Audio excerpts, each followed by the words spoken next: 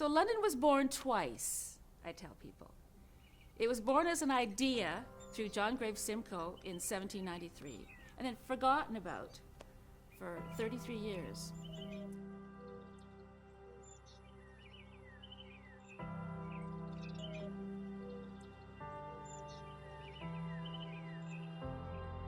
Downtown was, in the 60s and 70s, was a great place to be. Like, the movie theaters were down there.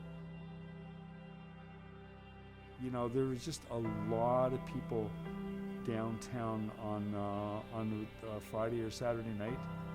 Downtown was my territory, right? I had my uncle's store, my aunt's store.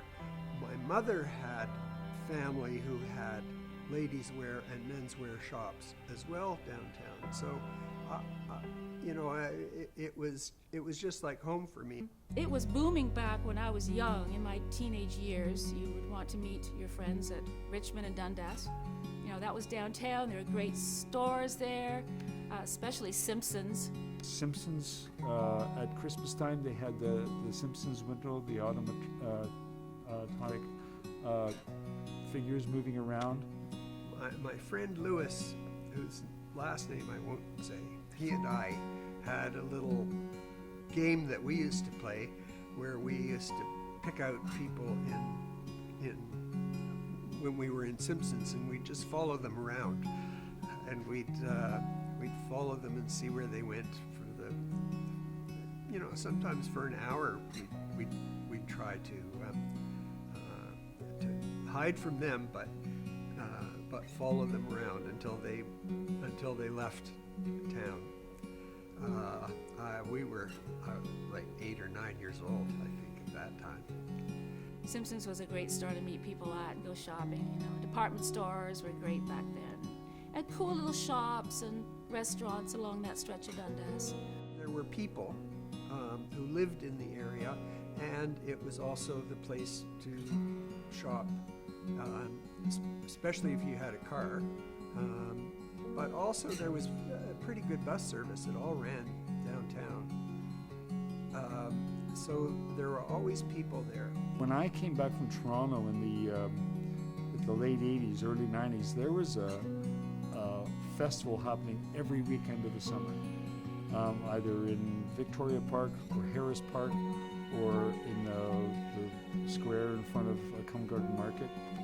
But then in the 80s and 90s, malls began to be built on the fringes of all towns, not only London. You know, so all heritage downtowns everywhere went through the problem of shoppers going to the outskirts of town. You know, because why pay for parking downtown when you can park in a mall parking lot for free, and you don't have to deal with downtown traffic? You know, today it's hard because I feel regretfully like other people that I'm not all that keen to go downtown. It's not very attractive. There are too many empty storefronts. You know, downtown's gone through a bit of a down period, especially over COVID, when there was nobody on those streets. And the homeless population did move in, and you know, and they built little tent encampments along there. And you know, I know it's a problem that London's working on. You know, it's hard to face the reality of so many people who are without a place to live.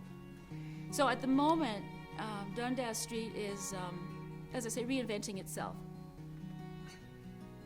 The city arranged for the actual street to be paved in such a way that there are no curbs, so they can shut off traffic. In the summer, they have festivals there. Every weekend, they have great festivals, multicultural festivals there and at the market. So London is on its way up. There's some nice stores coming back into the downtown area. Unique niche stores, you know, one of a kind of buy local stores. So I think a lot of younger people are rediscovering downtown.